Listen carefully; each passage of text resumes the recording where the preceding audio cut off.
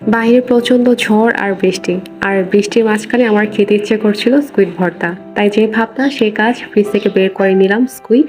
এরপর হচ্ছে আমি চুলার মধ্যে এটা সিদ্ধ করার জন্য বসিয়ে নিয়ে নিলাম। আর ঝড়ের সাথে কারেন্টের খুব ভালো সম্পর্ক, ঝড় হলে কারেন্টগুলো উধাও হয়ে যায়।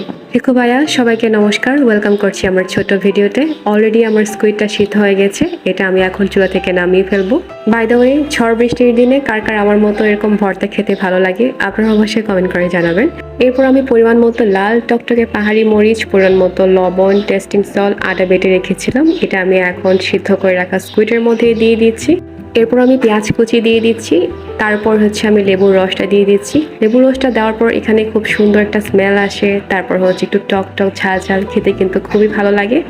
আর এরপর সব একসাথে আমি এখন মাখিয়ে নিয়ে নিচ্ছি। আর স্কুইড ভর্তার রেসিপিটাও খুবই সহজ, আপনারা যে কেউ এটা খুব সহজে বানিয়ে ফেলতে পারবেন। এরপর হচ্ছে আমি এটা চেক করে নিয়ে